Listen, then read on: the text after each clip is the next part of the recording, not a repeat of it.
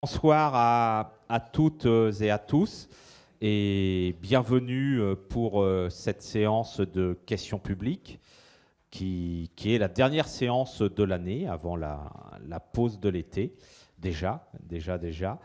Et on reprendra dès le mois de septembre. Dès le mois de septembre, je vous rappellerai le rendez-vous, mais on aura un rendez-vous assez stupéfiant autour autour d'un acronyme qui parle de métropole et de CAM. Alors, je vais avec un invité qui est un professeur d'économie de l'Université de Poitiers, qui est Olivier Bouba Olga, et qui nous parlera donc de CAM pour compétitivité, attractivité, métropolisation et excellence. Bon, il a eu le bon goût de trouver cet acronyme.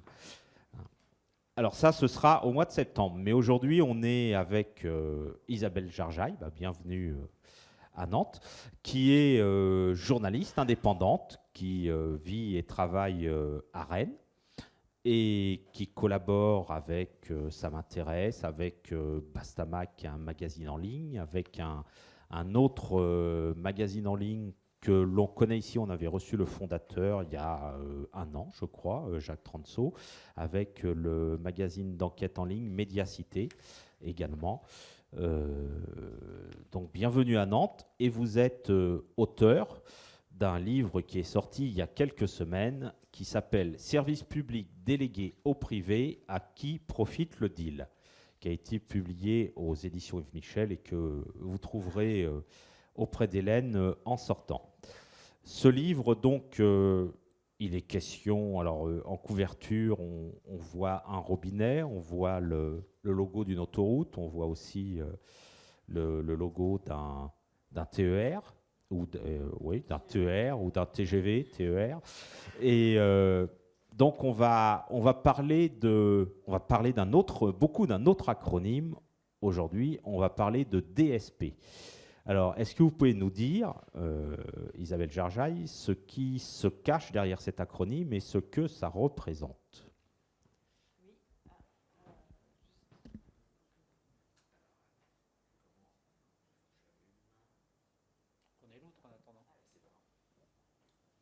Oui, bonsoir. Donc, Isabelle Jarjaï, donc effectivement, je viens de Rennes. Donc DSP, donc délégation de service public. Ce que je dis souvent, c'est que j'ai déjà un problème avec mon sujet, c'est qu'il n'est pas du tout vendeur. C'est-à-dire que mon titre, service public délégué au privé, à qui profite le deal, déjà, on a du mal à comprendre quand on n'est pas issu, par exemple, d'une collectivité locale, de quoi on parle. Sauf que moi, c'est un livre grand public que j'ai voulu faire. C'est pas du tout un livre technique. Et j'ai vraiment un souci pour faire comprendre que derrière ce terme assez rébarbatif se cache en fait une réalité assez simple à comprendre pour le grand public. Et j'ai des collègues qui m'avaient dit « t'aurais dû titrer Va-t-on privatiser nos services publics ?» Enfin, essayer de mettre à un moment ou un autre le mot « privatisation », parce que c'est bankable pour le coup comme mot. Sauf qu'on n'est pas dans de la privatisation. Il ne s'agit pas du tout de services qui ont été vendus à des privés. Il s'agit de services qui sont gérés par des entreprises privées. D'où le fait de vraiment parler de délégation de services publics. Et par contre, c'est très concret. C'est-à-dire que c'est nos services d'eau, c'est nos services d'assainissement, c'est les centres aquatiques, beaucoup, au niveau du service local, qui sont gérés par des entreprises privées. Au niveau de l'eau, c'est très prégnant. On a deux entreprises essentiellement, qui sont Veolia, anciennement Compagnie Générale des Eaux, et Suez, anciennement Lyonnaise des Eaux, qui gèrent les services d'eau de France depuis quasiment 150 ans, pour la plupart. Et c'est-à-dire que la plupart des contrats ont duré plus de 100 ans jusqu'aux années 2000, et une loi en 1995 a acté le fait qu'il fallait qu'ils soient remis en cause au bout de 20 ans pour favoriser la concurrence. Et donc depuis 2015, certaines villes remettent à plat leurs contrats et parfois reprennent la main sur leurs services. Mais donc c'est ça, faire gérer un service public, c'est-à-dire que dans le cas de l'eau, c'est des contrats de concession où les entreprises ont construit des réseaux et elles se remboursent en touchant les redevances. C'est le cas aussi, par exemple, sur les autoroutes. Et moi, j'ai commencé à travailler là-dessus, sur les autoroutes. Et là aussi, vraiment, le terme est très important. Peut-être vous pouvez nous raconter, parce que c'est l'introduction du livre d'ailleurs, mais nous dire, ça part d'une anecdote, votre intérêt pour ces DSP, et qui est une anecdote familiale. Voilà. Donc en fait, moi je viens du sud de la France, je suis drômoise, où la question des autoroutes est quelque chose de prégnant. Vous, en Bretagne, ça ne vous concerne pas, mais dans le sud de la France, prendre l'autoroute, payer un péage, c'est quelque chose qu'on fait tous les jours quand on travaille. Par exemple, quand on est artisan, c'est un vrai budget pour une entreprise, le péage qui va payer à Vinci. Et donc moi, je fais l'aller-retour plusieurs fois par an dans le sud, par les autoroutes. Et j'ai voulu m'intéresser à la question en décembre 2014 quand on parlait de la surrentabilité des sociétés d'autoroutes. Et là, je reviens juste sur cette idée de terme, c'est qu'on a toujours parlé pendant ce débat-là des autoroutes qui avaient été privatisées par l'État. Et ça veut dire que c'est pas de chance, on a vendu les autoroutes, on n'en est plus propriétaire, on ne peut plus rien faire. Et déjà, il y a un problème, c'est qu'on n'a pas privatisé les autoroutes, on a privatisé les sociétés qui les gèrent. L'État est toujours propriétaire de son réseau d'autoroutes. Et ça, c'est une première chose qui m'avait frappée à cette époque-là. Mais moi, je me suis intéressée à la question parce que je faisais des trajets et qu'un 21 décembre, j'ai voulu m'arrêter sur une aire d'autoroute pour faire manger ma fille au chaud. Et en fait, j'ai constaté que sur une aire d'autoroute, vous n'avez plus que des espaces fermés commerciaux. Et comme c'est commercial, vous n'avez pas le droit de vous installer à l'intérieur si vous ne consommez pas. Et moi, ça m'a frappée. Je me suis dit, je paye mon trajet, sur le long du trajet, je paye quasiment 80 ou 90 euros de péage. Et j'ai même pas le droit de faire manger ma fille au chaud. C'est-à-dire qu'on a essayé de nous mettre dehors et de nous dire, vous faites manger votre fille de 18 mois dehors. Donc ça m'a vraiment frappée au moment où on mettait l'accent sur la rentabilité des sociétés. Ces sociétés, elles ont donc été vendues par l'État en 2005 à 3 groupes de BTP. Elles ont été vendues 14,8 milliards d'euros et elles touchent aujourd'hui 4 milliards d'euros par an de dividendes. Donc à peu près 8 années de ce qu'on les a vendues et ça fait déjà presque presque 15 ans qu'on les a vendues. 13 ans, voilà. Donc moi je suis partie de là et de me dire mais comment c'est possible que l'État, alors qu'on nous parle tout le temps de baisse des dépenses publiques et de besoin de ramener des recettes, vende des sociétés comme ça qui sont hyper rentables et se prive de cette recette-là. Comment la décision publique peut en arriver là? Donc moi c'est vraiment ça qui m'a intéressée. Et ensuite comment aussi aujourd'hui, sur ce dossier-là 15 ans plus tard, on en est encore à prendre des décisions absolument absurdes. Juste pour terminer sur les autoroutes, en 2015, il y a eu donc tout ce débat-là. Emmanuel Macron a signé un protocole avec les sociétés soi-disant qui était plus intéressant parce qu'on leur a demandé de mettre 3,2 milliards d'euros sur la table pour payer des travaux. Sauf qu'elles ont eu des choses en échange. Et en l'occurrence, Ségolène Royal a fait en sorte qu'on gèle les péages, aussi sous couvert de, vous voyez, je vais défendre l'intérêt des usagers. Sauf que ce gel des péages, comme c'était un coup de canif dans un contrat, et un contrat de délégation de service public, c'est un contrat et il est acté, vous ne pouvez pas du jour au lendemain le modifier, ça nous a coûté au final 500 millions d'euros supplémentaires. Et donc là, de la même façon, moi je me demande comment une ministre en charge des transports on arrive à signer un contrat, à prendre une mesure qui au final va coûter 500 millions d'euros supplémentaires. Comment est-ce que c'est possible qu'elle ne l'ait pas vu venir? Et donc, moi, c'est vraiment ce genre de décision absurde qui m'a amené à travailler sur ce sujet. Et je suis partie des autoroutes, j'ai beaucoup travaillé pour des médias sur les autoroutes. J'ai été assez frustrée parce que, soit sur le fond ou sur la forme, on est toujours limité quand on travaille dans un journal. Et donc j'ai voulu faire un livre et c'est là que j'ai voulu ouvrir à autre chose en me disant il n'y a pas que les autoroutes. Et donc là, je vais commencer à m'intéresser au contrat de Notre-Dame-des-Landes avec Vinci. Je me suis intéressée au stationnement dans les villes, je me suis intéressée à l'eau, je me suis intéressée aussi au financement des 2 LGV du Grand Ouest, qui sont aussi, surtout celle de Tours-Bordeaux, qui pose vraiment un problème financier pour la SNCF. Et je me suis intéressée aussi un petit peu à la gestion des ports, pour une histoire particulière qui est celle du port de Lorient. On en parlera peut-être tout à l'heure. Merci. Alors, peut-être commencer, parce qu'on va être obligé de faire un détour un peu juridique, nous expliquer les différentes formes de la DSP, parce qu'il y a des choses très différentes, avec des mots comme affermage, concession, régie, nous dire un peu ce que recouvre, quelle réalité recouvre chacun de ces termes. Oui, alors je crois qu'il y a 5 ou 6 contrats différents. Je ne vais pas être exhaustive, hein, parce que après les différences peuvent être vraiment minimes et c'est vraiment très technique. Le contrat, le principal, c'est le contrat de concession qui sert à financer une grosse infrastructure. Donc c'est celui qui a, par exemple, sur la LGV Tours-Bordeaux, c'est celui qui avait le premier gros contrat de concession du XXe siècle, c'est celui du viaduc de Millau avec Eiffage, 78 ans pour 300... plus de 300 millions d'euros, enfin j'ai plus le chiffre exact, je vous dirai ça tout à l'heure. Mais c'est un système qui remonte à loin parce qu'en fait l'Empire romain avait déjà expérimenté la concession où il demandait à des privés d'investir sur un réseau, sur leur réseau d'eau en l'occurrence, et ensuite le privé se remboursait en faisant payer des redevances.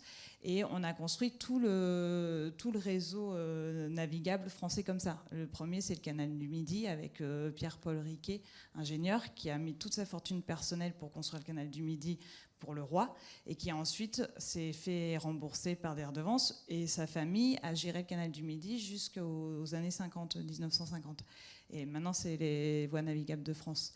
Donc il y a la concession, et la concession, elle est très intéressante parce qu'elle permet effectivement à la puissance publique de construire une infrastructure dont elle n'aurait pas les moyens de construire elle-même, de mettre l'argent elle-même.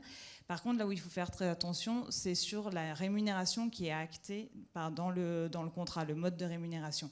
Et c'est là où on peut avoir des choses absurdes, où par exemple à Béthune, sur la construction d'un parking à 11 millions d'euros, la ville de Béthune a signé un contrat où le concédant, qui est Q-Park, lui, parce que le problème aussi, c'est qu'on est censé payer le risque. C'est-à-dire qu'on pense que le privé prend un risque, au cas où, par exemple, l'infrastructure ne fonctionne pas, etc. Sauf qu'en fait, le privé, aujourd'hui, de plus en plus, blinde ce risque, et le risque n'existe plus. Et en l'occurrence, à Béthune, pour être sûr de ne pas perdre d'argent sur la construction de ce parking, ils ont surévalué les recettes de stationnement attendues sur toute la ville, qui devaient les rembourser. Ils les ont multipliées par 2 dans le contrat. Ce qui fait que la ville n'atteint jamais ces recettes-là, et que du coup, elle est obligée de verser une compensation à Q-Park tous les ans. Elle verse 400 000 euros par an de compensation à Q-Park pour que Q-Park touche les recettes de son stationnement. Donc la ville a calculé qu'aujourd'hui, ça lui a coûté 15 millions d'euros pour un parking qui en vaut 11 millions. Donc c'est ce genre de défauts sur lesquels il faut vraiment faire attention sur un contrat de concession. Après, on a un contrat d'affermage où là, c'est plutôt la collectivité va toucher directement les redevances du service et va les reverser à son délégataire. Ce qui déjà modifie un peu le risque. Rapport. Voilà.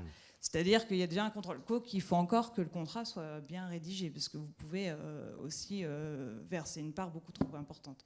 Il y a la régie intéressée aussi, où là, vous versez une part fixe, parce qu'il y a ça aussi. Est-ce que vous allez rémunérer votre délégataire avec une part fixe qui a été actée dès le départ, ou est-ce que vous allez le rémunérer avec une part variable en fonction du résultat d'exercice d'exploitation de la structure, ce qui n'est pas du tout la même chose. Donc, je ne vais pas rentrer dans les détails, mais il y a vraiment plusieurs contrats différents qui doivent être vraiment regardés en fonction des besoins. Moi, je me suis surtout intéressée aux contrats de concession parce que, par définition, je parle d'infrastructures qu'il a fallu construire. Donc, c'est plutôt des contrats de concession. Et après, juste une parenthèse, il y a d'autres, mais là on n'est plus dans partenariat public-privé, c'est pas tout à fait de la DSP, mais il y a les bails amphithéotiques que vous connaissez ici, de par la cité sanitaire de Saint-Nazaire, qui est un bail amphithéotique sur 35 ans où on signe avec Eiffage qui assume la construction. Et en échange, ils perçoivent un loyer annuel. Alors, les DSP donc viennent de loin, ça l'appel au privé, de fait, pour construire, pour exploiter et se rembourser et gagner de l'argent.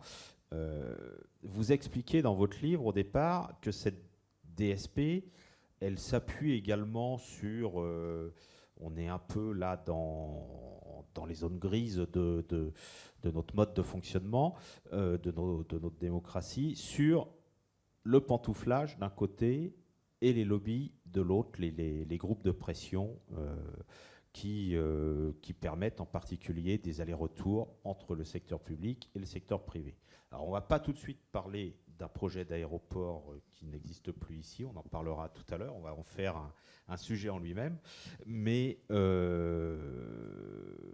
parlez-nous un peu, oui, parce que vous y consacrez pas mal de pages, de ce pantouflage et puis des groupes de pression qui ont un rôle important.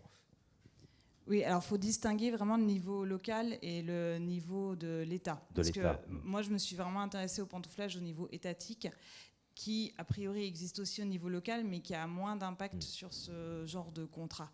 Et en fait, le pantouflage, j'ai trouvé une thèse d'une chercheuse qui a fait une thèse qui s'intitule « De l'intérêt privé à l'intérêt général ». Les ponts et chaussées conjuguent l'intérêt privé à l'intérêt général au privé. Voilà, c'est ça. Les ponts et chaussées conjuguent l'intérêt général au privé.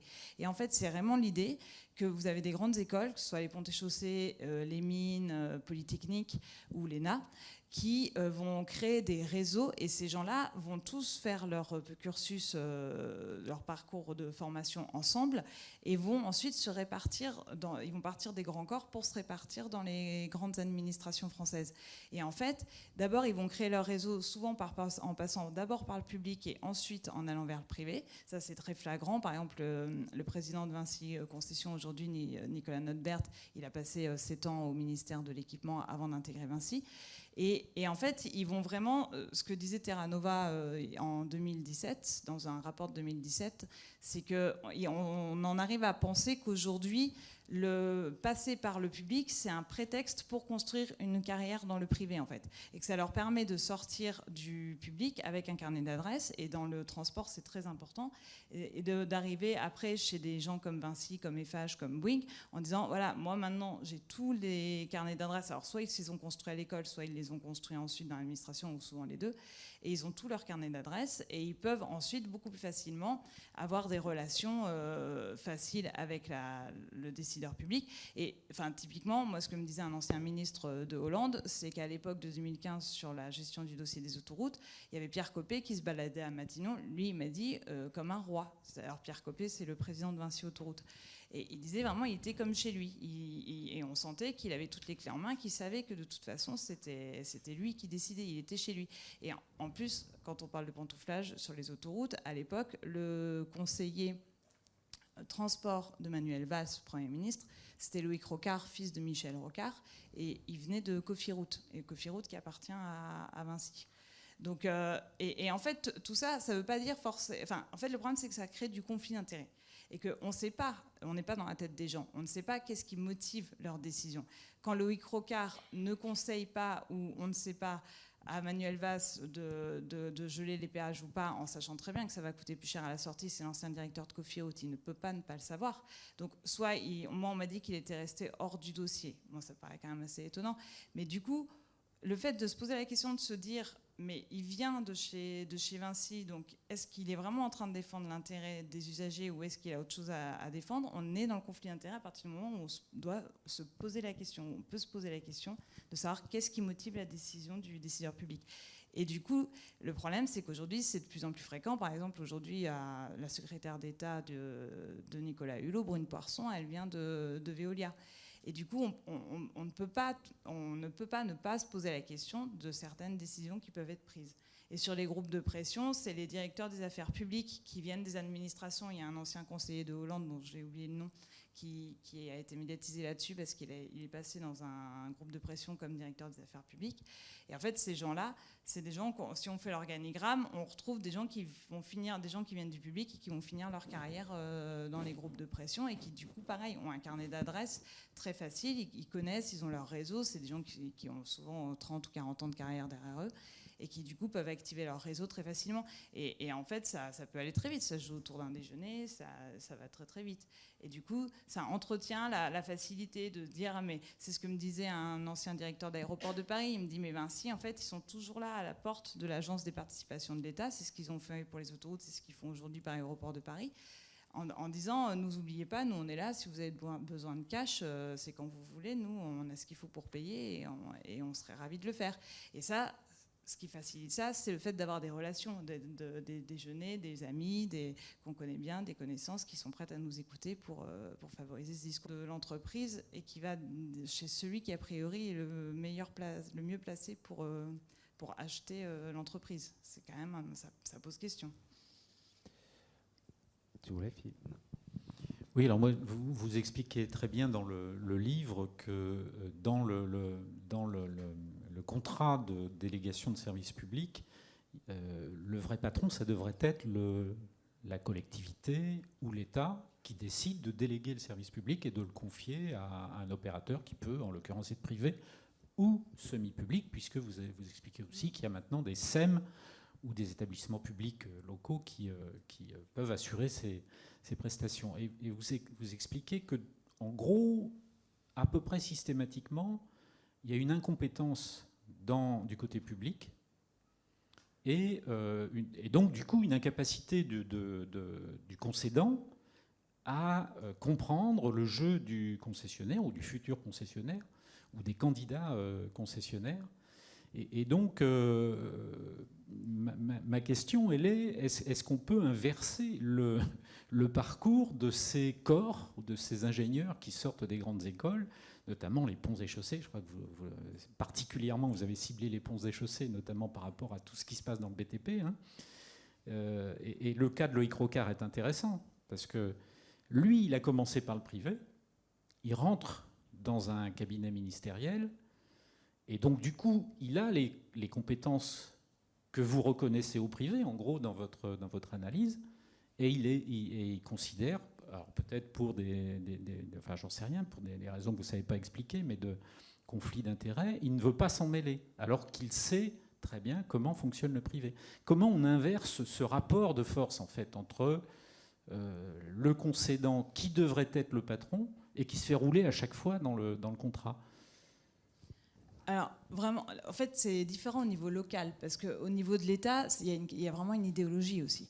Et il y a vraiment une idéologie à Bercy, et c'est aussi parce qu'ils viennent tous de ces grandes écoles, de ces mêmes grandes écoles, de l'idée de on va faire marcher le privé. Il y a aussi du patriotisme économique, énormément. C'est ce que disait une élue parisienne qui a remunicipalisé l'eau à Paris. Elle disait c'était le procès du patriotisme économique. On m'a dit, mais vous êtes en train de mettre un coup de poignard dans le dos à des entreprises françaises qui sont le fleuron de l'économie française. Donc ça, c'est très fort. Et donc je pense qu'au niveau de l'État, il y a vraiment cette idée-là qui est très forte et qui est vraiment renforcée par ces relations, les relations qu'ils ont établies entre eux. Par contre, au niveau local, c'est différent. Et c'est là plutôt que je parle d'incompétence. Et là, il y a vraiment un manque de formation. Alors, il y a deux choses. Il y a effectivement des directeurs généraux de services qui sont quand même formés dans les écoles de la fonction territoriale au fait que déléguer, c'est la meilleure solution. C'est plus facile, c'est plus économique, c'est plus efficace a priori.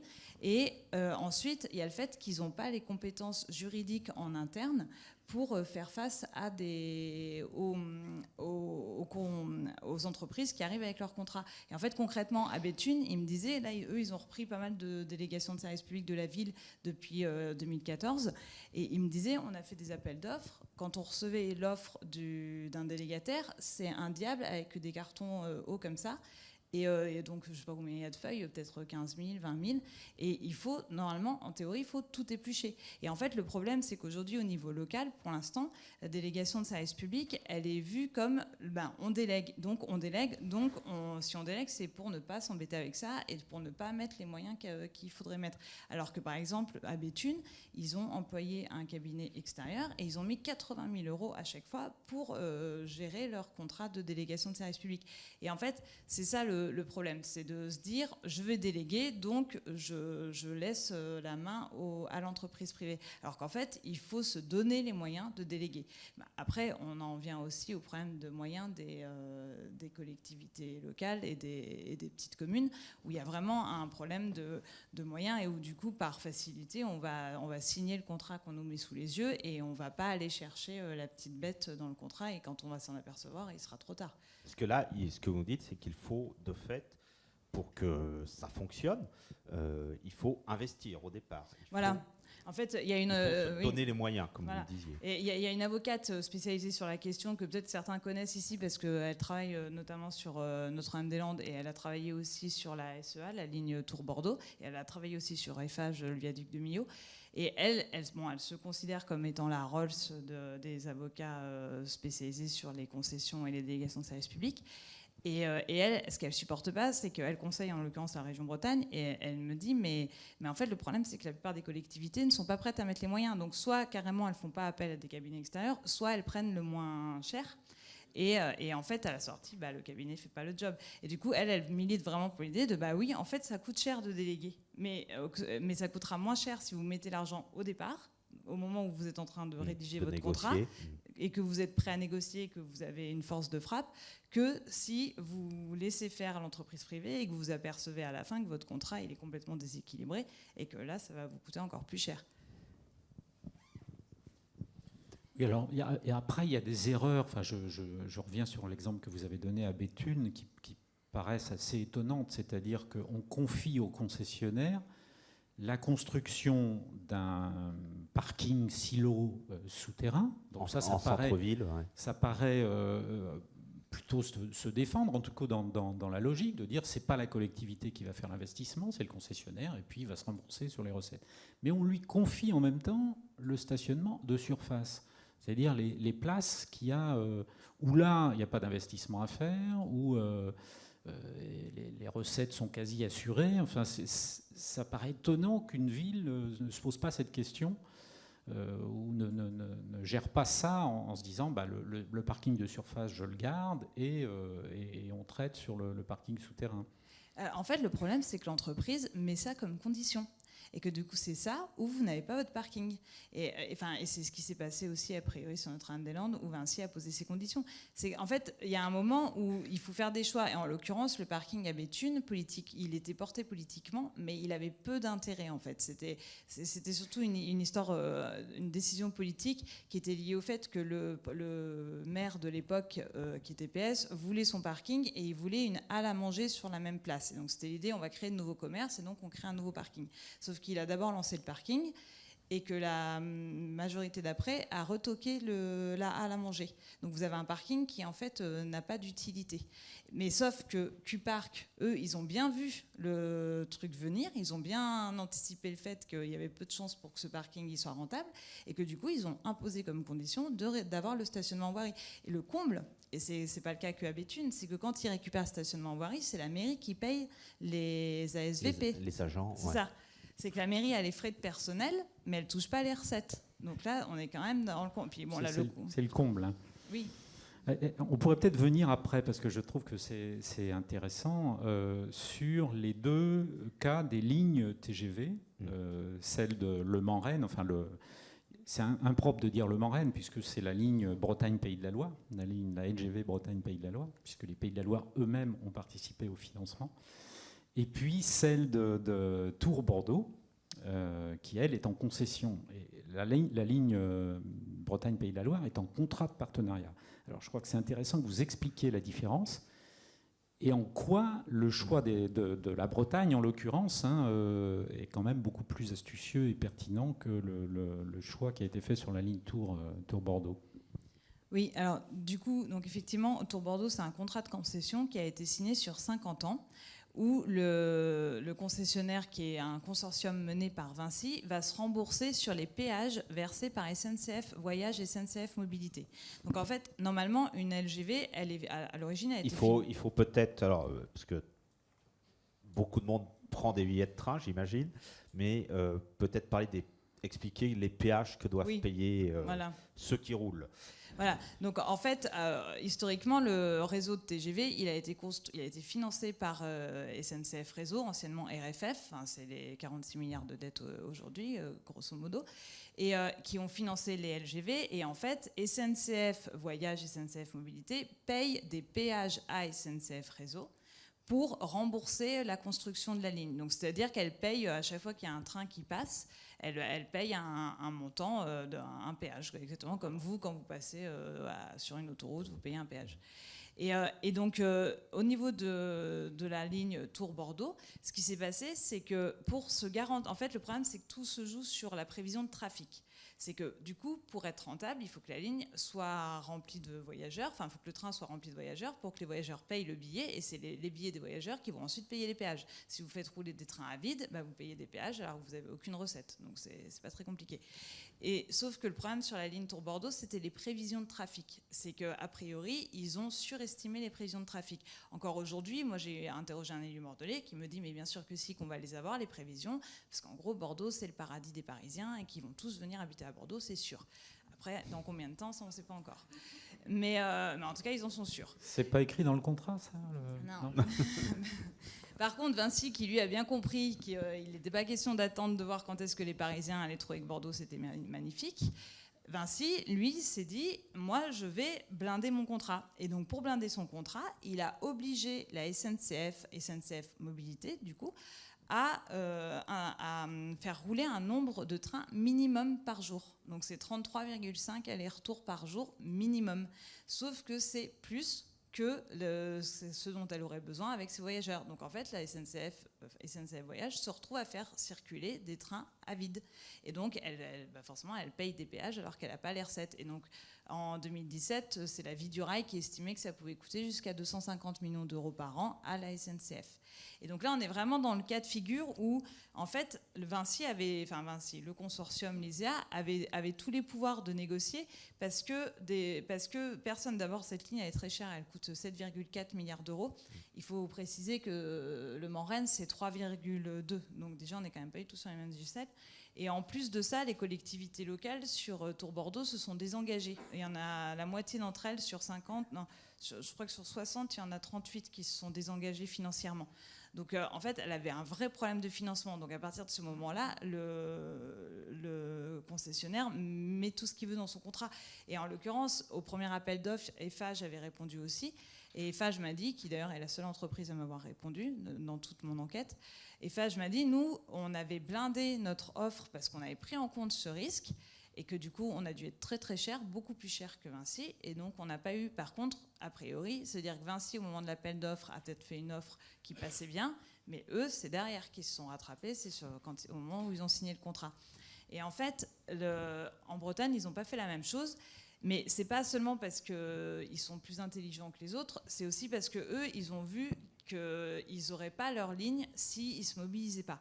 C'est-à-dire que tout le monde s'en fout qu'un TGV aille au final à Brest, parce que c'est ça l'objectif final, alors que Bordeaux, effectivement, c'est quand même plus intéressant économiquement, ça dessert le sud-ouest, ça dessert l'Espagne, il y a un vrai intérêt. Et donc, ils ont vu leur ligne qui allait leur passer sous le nez, donc ils ont voulu vraiment porter la chose politiquement, porter le dossier politiquement. La région Bretagne est devenue chef de file, elle a entraîné derrière elle toutes les collectivités locales, et ils ont amené un tiers du financement sur la table. Alors aussi, comme je le disais, elle était moins chère, donc c'est aussi plus facile. Et à partir du moment où ils sont arrivés avec un tiers du financement, ils ont pu dire, nous, on veut aussi avoir la main sur le contrat qu'on va signer. Parce que c'est l'État qui signe les contrats c'est SNCF Réseau, mais avec l'État. Et en l'occurrence, ils n'ont pas voulu de ce système de concession sur les péages parce qu'ils ont bien vu le coût où le concessionnaire, il n'est pas fou. Il sait bien qu'envoyer un train à Brest, c'est absolument pas rentable.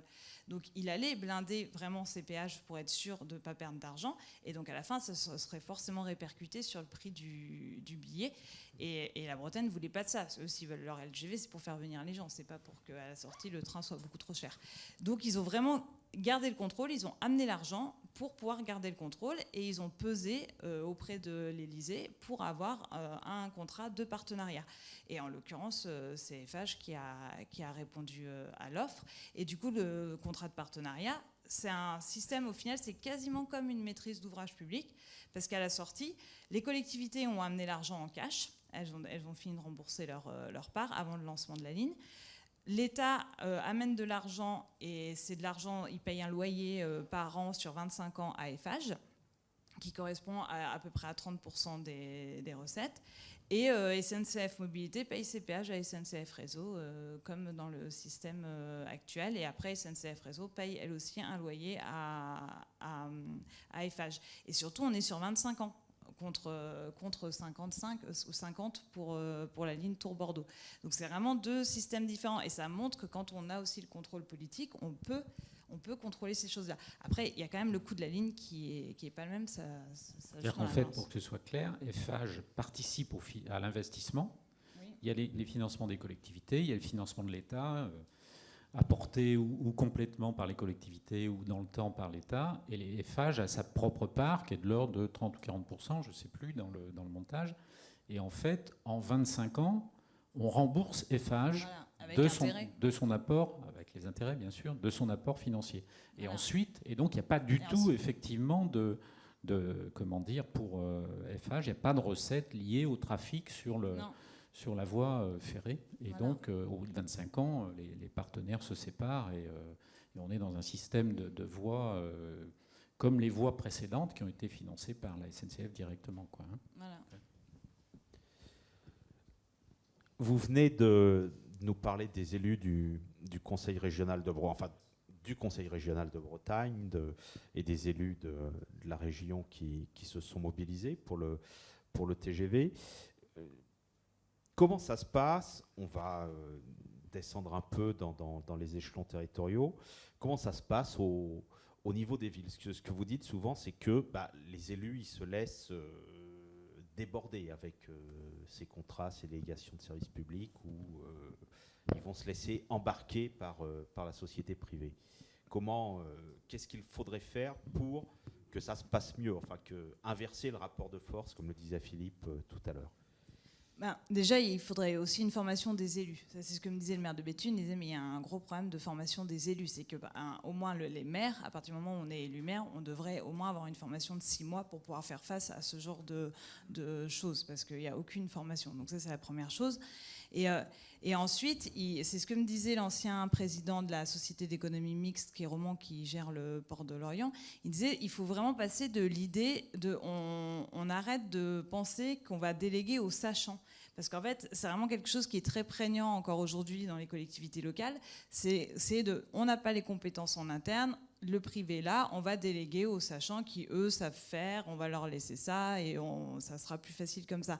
Et c'est vraiment l'idée non, en fait, on peut aussi créer nos propres compétences en interne, monter en compétences, former des gens. Alors après, c'est toujours pareil, ça demande à un moment ou à un autre un petit peu de moyens, au moins au départ. Il faut investir aussi. Il y a toujours un moment ou un autre où il faut investir, mais c'est toujours pareil. Parce que ça se paye à la sortie, en fait. C'est que des contrats catastrophiques que certaines collectivités avaient eu avec Veolia, par exemple, sur le syndicat des eaux d'Île-de-France, qui est toujours en contrat avec Veolia. Donc moi, je me suis intéressée à lui parce que c'est le premier service d'eau en France en nombre d'usagers.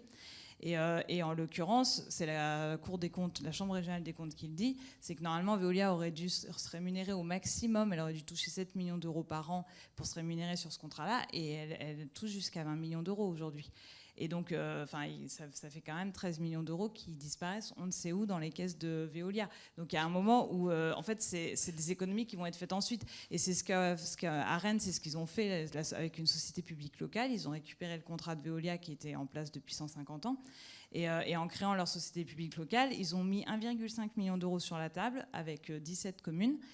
Et aujourd'hui, ils estiment qu'ils font 3 millions d'euros d'économies par an par rapport à l'ancien mode de gestion. Mais c'est qu'il y a un moment, ça demande un investissement. Et ça ne demande pas qu'un investissement financier, d'ailleurs. Ça demande aussi un investissement humain, autant des élus que des agents, des services.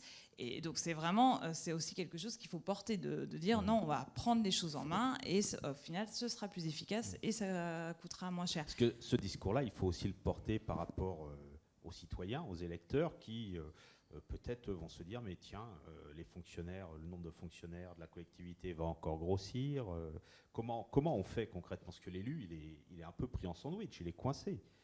Alors après oui, c'est politique. Alors sur l'eau, je pense que c'est plus facile parce qu'il y a vraiment l'idée du bien commun. Et je pense quand même que le citoyen, justement, c'est pour ça moi j'ai fait ce livre-là, le citoyen peut être sensible au fait, surtout quand on lui parle tout le temps de baisse des dépenses publiques, peut être sensible au fait qu'on lui dise, en fait, il y avait 3 millions d'euros qui partaient chez les actionnaires de Veolia tous les ans et aujourd'hui, ces 3 millions d'euros-là, ils vont rentrer dans nos caisses et ils vont servir à payer le réseau d'eau. Par contre, Et ça, la plupart des villes, moi, où je me suis intéressée, qui sont passées dans une gestion publique de l'eau, ça ne fait pas forcément baisser le prix à l'usager. Et ça, a priori, c'est le mauvais calcul politique d'essayer d'être un peu démagogique en disant on va reprendre la main et puis vous verrez, ça coûtera moins cher.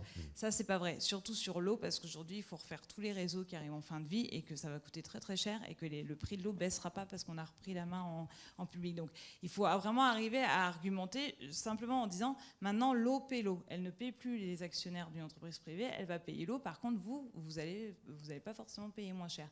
Mais je pense que c'est un discours qui peut être entendu. Mais effectivement, il faut pousser le citoyen à s'intéresser à ces questions-là, à se dire, mais en fait, si. Mais en plus, c'est subtil, hein, parce que moi, je viens d'enquêter sur Lyon pour Médiacité, notamment avec Veolia. À Lyon, Veolia s'appelle Eau du Grand Lyon. Et la métropole de Lyon s'appelle le Grand Lyon. Donc déjà, avant de savoir que votre eau, elle est gérée par une entreprise privée, il faut se poser la question. Le chef de rédaction de Médiacité à Lyon, quand il a emménagé, il m'a dit, j'ai pas compris. Il m'a dit, quand j'ai eu un problème avec ma facture, j'ai appelé le Grand Lyon. Et c'est à ce moment-là que j'ai compris qu'en fait, on était géré par Veolia et pas du tout par le Grand Lyon. Donc ils avancent aussi un peu masqués. Mais effectivement, je pense que le message vers les citoyens, il est important. Enfin, de toute façon, moi, c'est pour ça aussi que je fais ce métier de journaliste. C'est que moi, je pars du principe qu'il faut toujours savoir comment on est gouverné, pourquoi et comment. Enfin, c'est la base de la citoyenneté. Un autre moyen, me semble-t-il, d'inverser un peu le rapport de force entre la collectivité, enfin le concédant et le concessionnaire, c'est de faire du contre-lobbying quelque part. C'est-à-dire que vous expliquez très bien que les agents des sociétés privées intéressées s'organisent, font du lobbying, sont présents, reçoivent au Salon des maires, font des dîners de gala, etc. Et comment est-ce que les citoyens, je pense que ça peut être les citoyens, enfin, comment les acteurs peuvent aussi, et je crois que c'est intéressant dans le cas de l'eau, puisque c'est un vrai débat aujourd'hui sur les délégations de services publics dans l'eau, les collectivités se reposent la question de savoir si elles ne devraient pas reprendre en régie publique la distribution de l'eau. À Rennes, il y a un exemple en particulier, mais comment finalement on peut faire du contre-lobbying et essayer de faire auprès des élus comprendre que le choix du délégataire privé n'est peut-être pas le meilleur et contribuer à faire avancer la collectivité dans sa réflexion. Sur l'eau, il y a énormément d'associations qui sont très actives en ce moment et c'est pas pour rien, c'est parce qu'en fait ça va devenir un enjeu majeur des prochaines élections municipales. Parce qu'il y a un transfert de compétences qui est en cours où les communes vont devoir transférer la compétence eau aux intercommunalités. Et du coup, par définition, les contrats vont être mis en cause. Et là, il y a une espèce de guerre de l'eau qui est en train de se mener, où on a d'un côté Veolia et Suez et la SOR qui voient des grands marchés s'ouvrir devant eux en se disant on va arriver, on va récupérer toutes les petites communes et on va mettre ça dans un gros marché. Et de l'autre côté, vous avez des associations citoyennes qui, elles, voient là l'occasion de enfin reprendre la main en public et qui, du coup, sont très, très actives. Mais il y en a, je pense que... Alors, il y a la fédération, il y a France au public, où là, c'est les élus qui sont déjà passés, qui sont dans France au public. Et il y a la coordination des eaux, je ne sais plus le nom précis, mais qui chapeaute toutes les associations en France. Et il y en a énormément aujourd'hui. Et c'est des réunions publiques, c'est des pétitions, c'est des débats. Enfin, ils sont vraiment très, très actifs. Et l'idée, c'est de faire comprendre aux citoyens qu'il y a un vrai enjeu. Et à la sortie, c'est les municipales. Donc en fait, si le citoyen arrive à mettre cet enjeu-là au cœur des municipales, c'est là que ça va se jouer. C'est dans les urnes, en fait, à la sortie que ça va se jouer. Et donc il y a vraiment des associations qui se mobilisent là-dessus. Pas que sur l'eau. Par exemple, moi, la semaine dernière, j'étais à Saint-Malo avec Ozon Saint-Malo. C'est une association citoyenne qui a été créée par un ancien directeur général des services qui se penche justement sur tous ces contrats au niveau de la ville de Saint-Malo. Il fait un vrai travail qu'il essaye de relayer et j'ai l'impression qu'il commence à avoir pas mal d'écho. Et donc ça passe quand même déjà par l'information et ensuite c'est à l'électeur de choisir. Ça passe quand même par les urnes, je pense, à la sortie. Il y a un autre exemple qui est intéressant dans votre livre, et peut-être que vous pourriez en dire deux mots, parce que là, il y a une confusion des rôles divers. C'est le port de Lorient, puisque à l'époque où M. Le Drian était maire de Lorient, qu'il était en même temps ministre, il y a eu des négociations autour du contrat de concession pour la gestion du port, avec le rôle d'un lobbyiste bien connu dans l'Ouest de Veolia, qui par ailleurs était suppléant de Le Drian, mais vous pouvez peut-être en dire 2 mots, parce que c'est vraiment une situation extrêmement, je dirais, cocasse quand on la lit dans votre livre, quoi. Mais qui a des conséquences évidemment financières lourdes sur la gestion d'un équipement comme le port.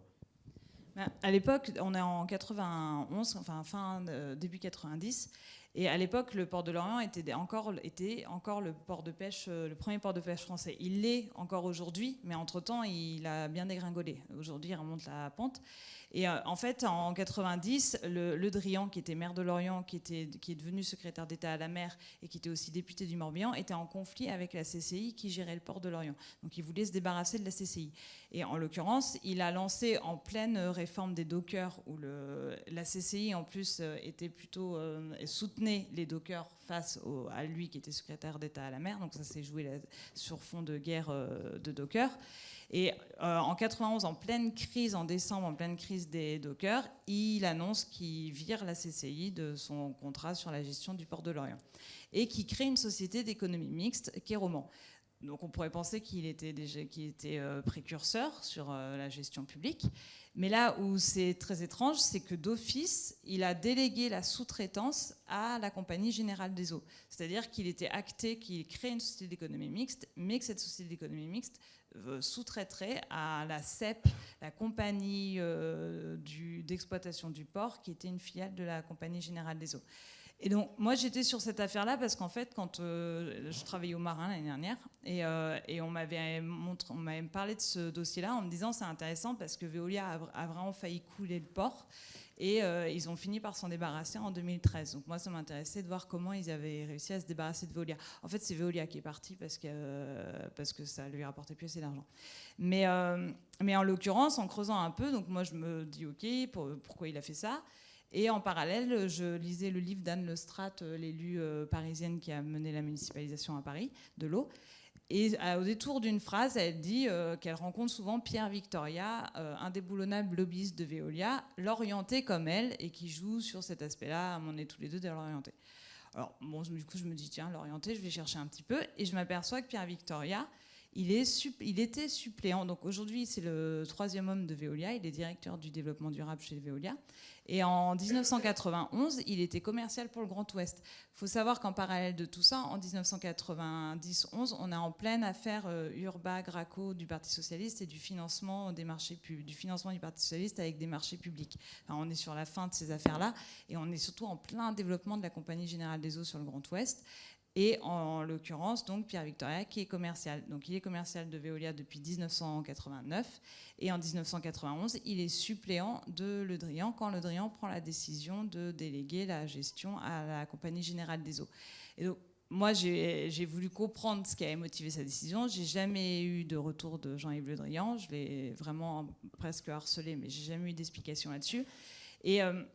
Et après coup, j'ai voulu savoir aussi si c'était encore possible de faire ça. Parce qu'en fait, c'est-à-dire qu'on a un secrétaire d'État à la mer qui est propriétaire du port de Lorient parce qu'il représente l'État, qui décide de créer une société d'économie mixte dont il est actionnaire majoritaire en tant que maire de Lorient et qui décide de sous-traiter la gestion du port à l'entreprise qui emploie son suppléant.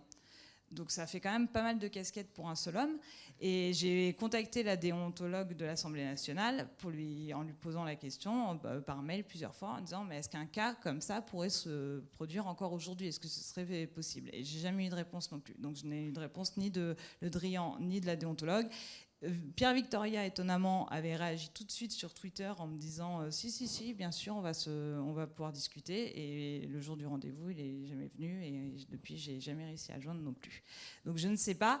Mais ça, effectivement, pareil, ça pose question. On se demande vraiment où était l'intérêt. Surtout qu'à la sortie, ce qui s'est passé par contre, c'est que de 1991 à 2013, la Compagnie Générale des Eaux a vraiment coulé le port. C'est-à-dire que l'ancien président de la SEM me disait il faisait aucun aucun investissement, parce que dans un contrat de délégation, ce qui joue aussi, c'est qui va faire les investissements, qui va faire les renouvellements. Alors c'est pareil, c'est très technique, mais pas tant que ça. C'est-à-dire que concrètement, souvent, le délégataire, il est en charge de l'entretien de l'infrastructure au quotidien, et que la collectivité reste en charge des gros investissements, c'est-à-dire quand l'infrastructure n'est plus du tout utilisable, là, c'est quand même la collectivité qui doit payer. Et en fait, ce qu'il me disait dans le port, c'est qu'en fait, il laissait tout pourrir. Il laissait les choses pourrir, il laissait les quais s'effondrer, il laissait vraiment tout pourrir. Et c'est-à-dire que le port de Lorient, il a vu son tonnage débarquer, s'effondrer complètement. Il a vraiment failli y rester. Et il laissait pourrir les infrastructures pour à la fin dire à la SEM, en fait maintenant c'est à vous de payer, parce que là c'est de l'investissement, c'est plus de l'entretien ou du renouvellement. Et ça a été ça jusqu'en 2013. Jusqu'à ce que Veolia se débarrasse de certaines de ses filiales qui n'étaient pas assez rentables, en l'occurrence de la CEP, et que le nouveau directeur de la CEP n'ait pas les moyens de poursuivre. Et du coup, c'est lui qui est parti. Et aujourd'hui, c'est la SEM qui gère seule. Et le président me disait qu'aujourd'hui, ils font 10 millions d'euros ils ont 10 millions d'euros de bénéfices qu'ils réinvestissent dans le port par an. Voilà, après un détour pour l'Orient, il va être temps de venir dans le bocage. On va parler un peu de Notre-Dame-des-Landes. Et vous avez expliqué très vite après la décision du gouvernement du 17 janvier, c'est à la fois dans votre ouvrage et puis sur Médiacité, vous avez raconté que l'aéroport se fasse ou pas, il n'y avait qu'un seul gagnant qui était Vinci. Alors, qu'en est-il? Expliquez-nous. Non, en fait, c'est assez simple. Comme je disais, c'est un contrat. Moi, ce qui m'a... donc, le fait qu'il soit gagnant, ça se fasse ou ça se fasse pas, Vinci est gagnant, c'est que ça se fait, ils touchent les redevances qu'ils devaient toucher sur Notre-Dame-des-Landes. En plus, ils ont déjà touché celles sur Atlantique avant, donc ils ont mis de l'argent de côté. Et en plus, en fait, il y a de toute façon aussi des indemnités de pénalité. C'est qu'en fait, dans les deux cas, on aurait payé des pénalités. Parce qu'il y avait des indemnités de pénalité de retard. Parce que dans le contrat de concession, il est prévu que l'aéroport il soit mis en service en 2018. Cette année, oui. Voilà. Donc, et il est bien écrit, je ne me souviens plus du numéro de l'article, mais il est bien spécifié qu'à partir du moment où il y a des retards, on engrange des indemnités, des pénalités de retard. Donc c'est logique. Et il ne se fait pas, évidemment, Vinci veut récupérer ses billes avec intérêt. Et donc, il y a par contre, on est incapable de donner un montant. Enfin, ça, vous l'avez bien vu, il y en a plein qui essayent de donner des estimations. Les médiateurs disaient entre 0 et 350. Eric Woerth s'est monté jusqu'à 600 millions d'euros. Mais je pense que je ne suis pas sûre que le juriste qui soit capable de savoir combien il y aura derrière, il soit déjà né. Enfin, je pense que ça va vraiment ça va jouer pour le coup à Bercy ou au niveau du ministère. Et peut-être aussi avec la privatisation d'ADP. Voilà. En tout cas, ils vont mettre d'autres choses dans la balance, c'est sûr. On ne saura pas combien ça a coûté à la sortie. Mais du coup, en fait, de toute façon, un délégataire, à partir du moment où il signe un contrat, comme lui, il n'est pas là pour prendre des risques. C'est un privé, il va pas prendre de risques. Donc, il va blinder son contrat. Et donc, c'est logique, s'il y a du retard, il a des pénalités. Si le projet est ajourné, il a des pénalités. C'est tout à fait normal. Et moi, ce qui m'a intéressé, c'est de comprendre pourquoi l'État a signé ce contrat avant de s'assurer de pouvoir faire l'aéroport. Enfin, c'est vraiment absurde. C'est-à-dire que vous n'allez pas aller vous engager sur un contrat de 500 millions d'euros si vous n'êtes pas sûr de pouvoir aller au bout. Enfin, c'est absolument incroyable. Et donc moi, je trouvais ça tellement absurde que j'ai voulu me pencher là-dessus. Et le pire, c'est que la réponse que j'ai obtenue, elle ne m'a pas du tout satisfaite parce que je trouve que c'est très désespérant sur ce que c'est aujourd'hui la décision publique. C'est que donc, le contrat il a été signé en décembre 2010 par François Fillon, Premier ministre, et le secrétaire d'État au transport. Et en l'occurrence, Dominique Bussereau, que j'ai eu au téléphone, quand je lui dis « Mais pourquoi vous avez signé en 2010 ?» ou alors « Pourquoi est-ce que vous avez signé ?» et quand, dès janvier 2011, vous n'étiez pas sur la ZAD, qui n'était pas celle qu'on a connue après, qui n'était pas aussi dense, et qui était le chantier, on pouvait le lancer à ce moment-là. La réponse, ça a été, on a signé parce que François Fillon, ancien président des Pays de la Loire, était Premier ministre et portait ce projet, qu'on avait aussi Jean-Marc Ayrault sur le dos, Et que du coup, on a voulu se débarrasser d'eux en disant oui, bon, on va signer si ça vous fait plaisir. Mais il me l'a dit quasiment comme ça. Hein. Enfin, moi, ça me désespère, mais il me l'a vraiment présenté comme ça. En gros, on signe sous la pression de deux grands hommes politiques français et de l'Ouest qui veulent leur aéroport. Et ensuite, et là aussi, on est aussi dans l'électoralisme. Enfin, je pense qu'il y a aussi une part électoraliste, que ce soit chez Fillon ou chez Ayrault. Et ensuite, je lui dis, mais alors, dans ce cas-là, pourquoi vous ne l'avez pas lancé ? Il me dit, ah non, mais nous, on avait autre chose à faire. 2011, on était déjà parti dans la campagne présidentielle de 2012. C'était vraiment pas notre sujet. On avait bien d'autres choses à s'occuper.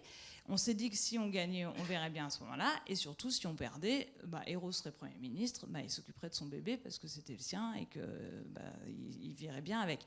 Effectivement, quand Ayrault est arrivé, ils ont lancé l'opération César assez rapidement, sauf que c'était déjà trop tard. La ZAD était déjà trop bien organisée pour pouvoir faire quelque chose rapidement. Et donc, du coup, on est vraiment dans quelque chose d'absurde. En fait, ce que m'a dit l'avocate que j'ai interviewée, parce qu'elle a suivi le dossier, elle me dit on est dans de la méthode Coué.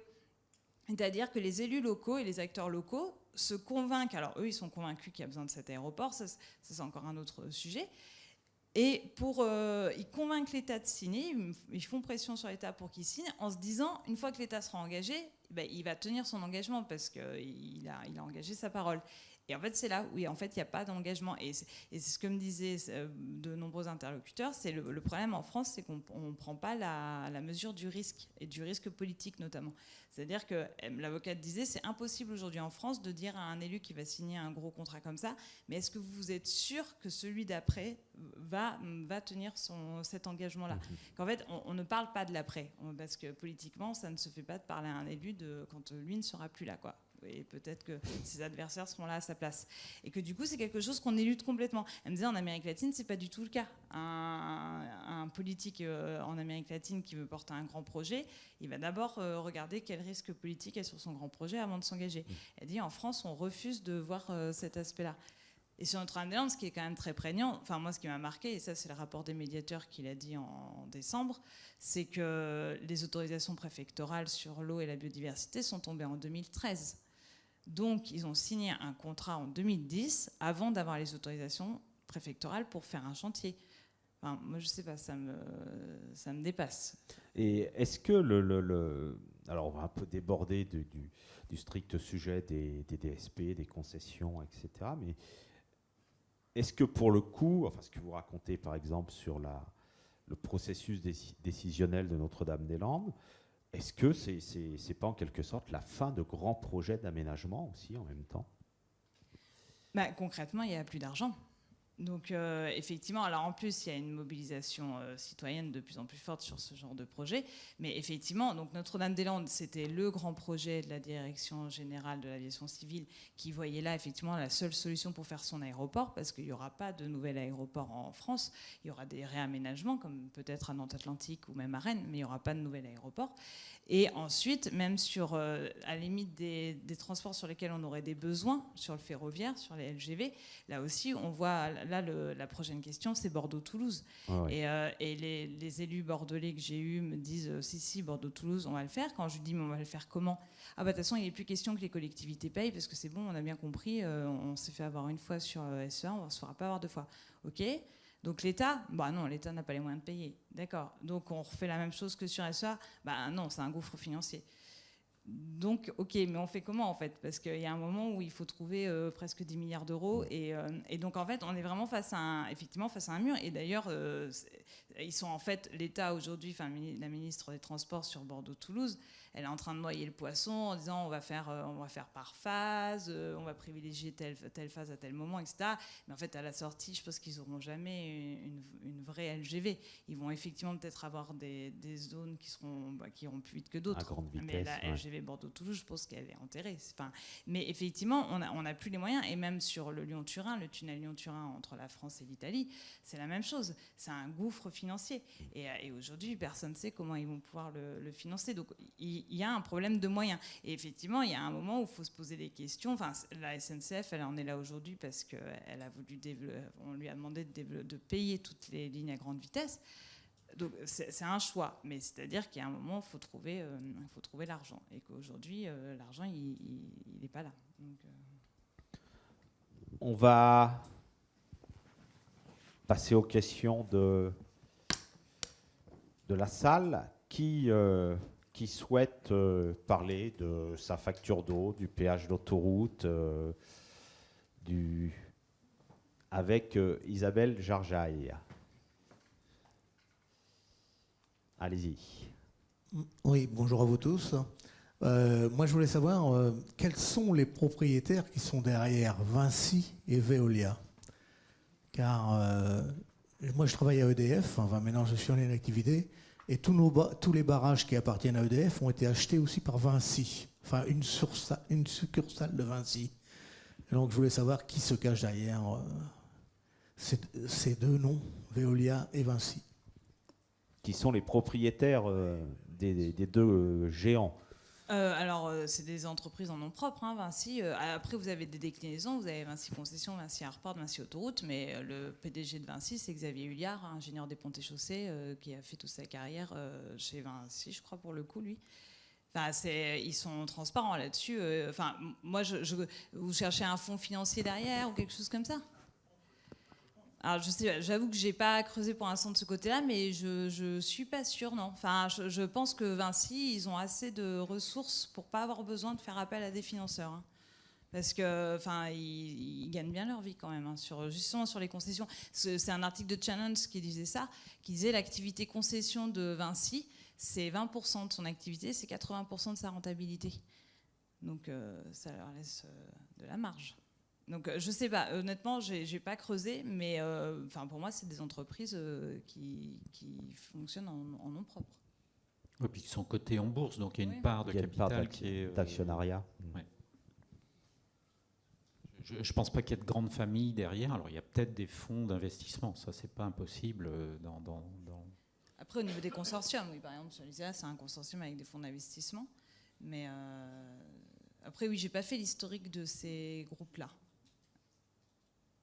J'ai pas fait l'historique. D'autres questions? Alors, devant, après derrière, puis après monsieur tout au fond. Merci. Ma question porte sur le rôle et la compétence des collectivités territoriales.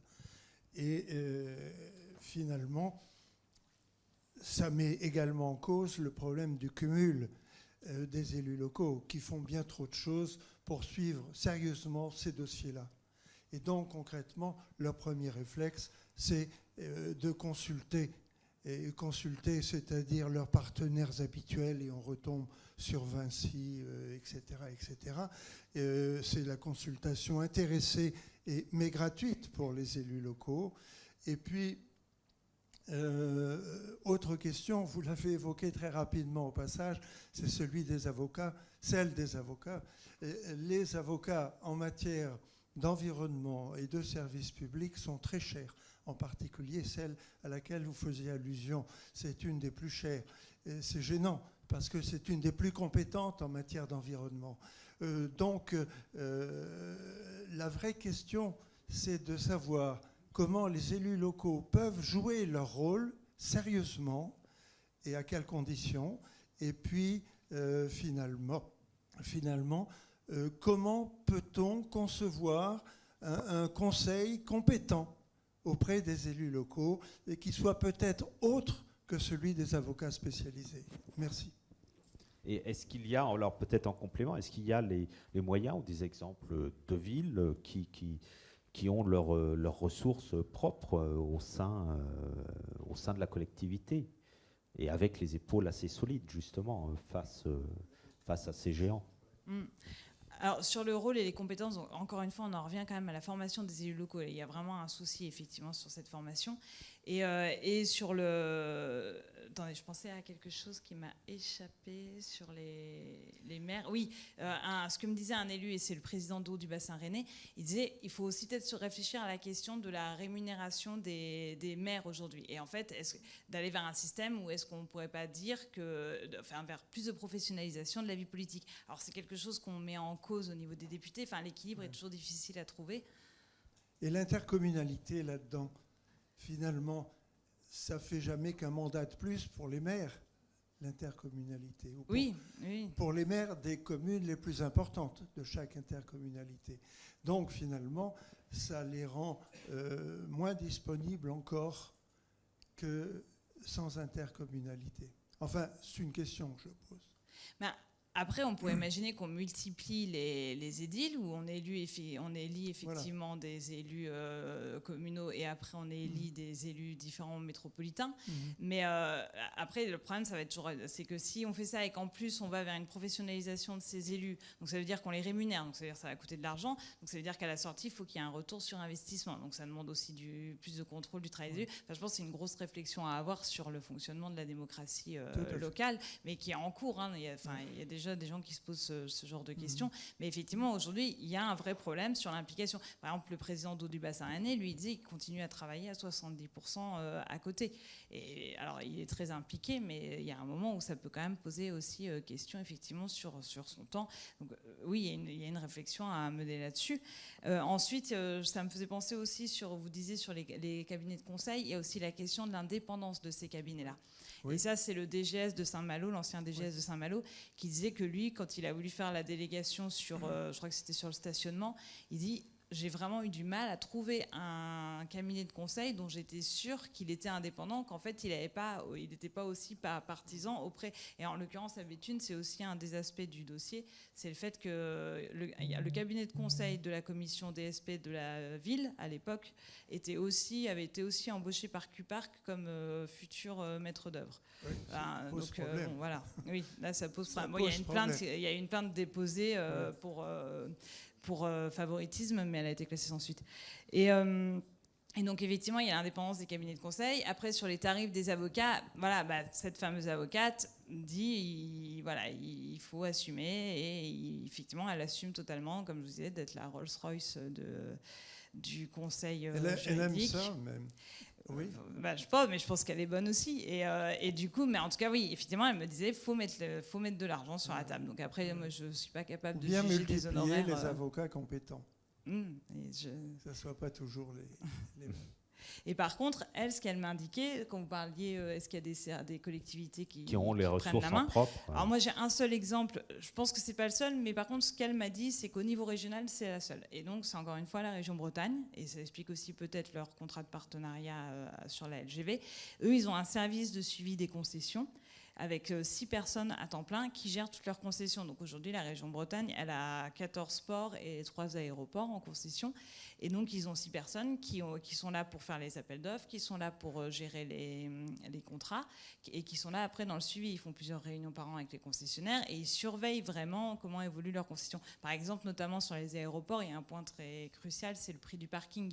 Parce que c'est là-dessus que les opérateurs vont jouer pour rentabiliser leur contrat. Ils vont augmenter les prix les tarifs des parkings. Et ça, la région Bretagne disait, nous, on fait vraiment attention à cet aspect-là.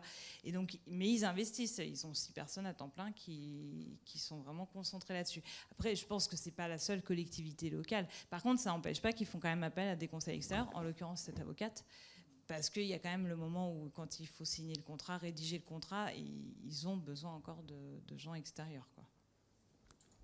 Il y a une autre question, oui. Oui, alors d'abord, premièrement, pas une question, mais par rapport à ce que disait André Hubert, pendant qu'il parlait, ça m'a fait réfléchir. Je me suis demandé d'abord si, pour les élus, dans le cadre des formations, le CNFPT ou les INSET ne prennent pas ces questions-là en charge dans les formations. Et puis, je sais qu'il y a des partis, comme le Parti communiste, qui forment leurs élus par rapport à ces questions. Mais ce n'est pas la question que j'avais envie de vous poser au départ. La question, c'était de savoir si vous aviez eu l'occasion, peut-être vous ne l'avez pas eu, de réfléchir sur des cas locaux, le cas du stade à Nantes, hein, et on a le cas du stade du Mans qui est bien connu, qui pose des questions préalables. La plage de la Baule qui est concédée à Veolia. Alors peut-être que vous n'avez pas eu l'occasion, mais si jamais vous avez eu l'occasion, est-ce que vous avez des éléments d'information sur ces questions, ce qui était ma question préalable en quelque sorte? Alors sur votre premier élément, sur les formations des élus, du coup, moi je ne me suis pas penchée sur la question, donc je ne pourrais pas vous apporter plus de choses.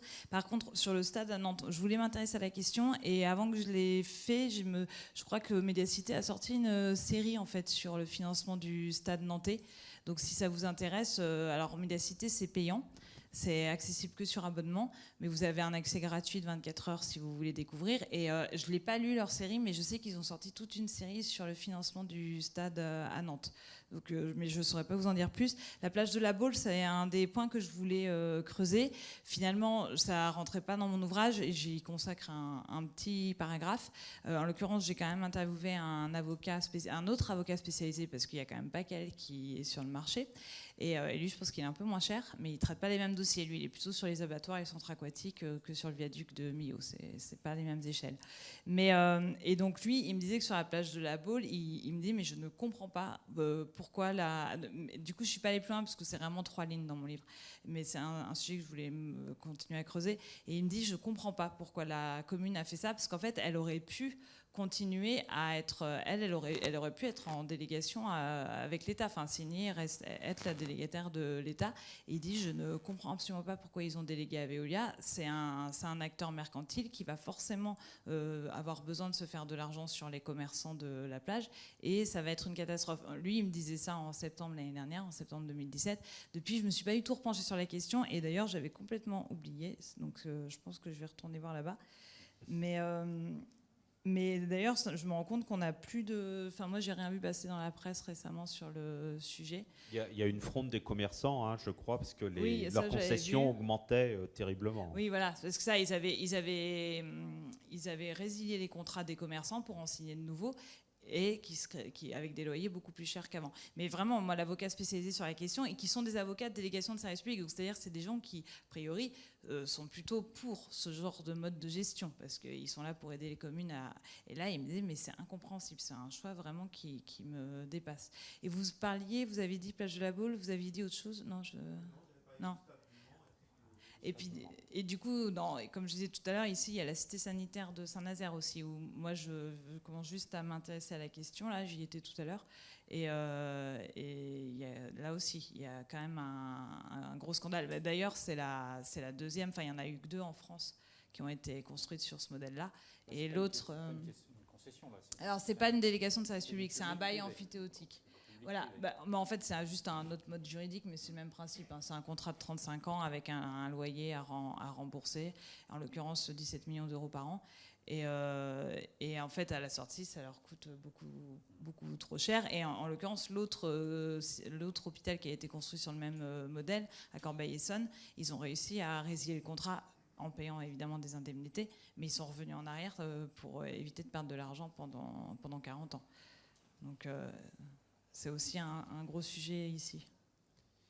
Alors, au fond, une question. Oui, alors que pensez-vous d'une entreprise de transport en commun dont le président, qui s'appelle M. Bollot, négocie la DSP avec le grand argentier de la métropole qui s'appelle M. Bollot? Mais vous parlez d'une SEM en fait. Oui, c'est ça. C'est la SEM de Nantes, où forcément, en tant que il est président de l'AGLO et président de la SEM. Enfin, vice-président au transport. Oui, c'est ça. Oui. Je ne connais pas du tout le dossier. Encore une fois, Médiacité a sorti des enquêtes sur la SEM il n'y a pas longtemps, là, au premier semestre 2018. Après, je ne connais pas du tout le dossier, mais c'est le principe d'une SEM. Mais on peut aussi arguer du fait que du coup, c'est un contrôle public.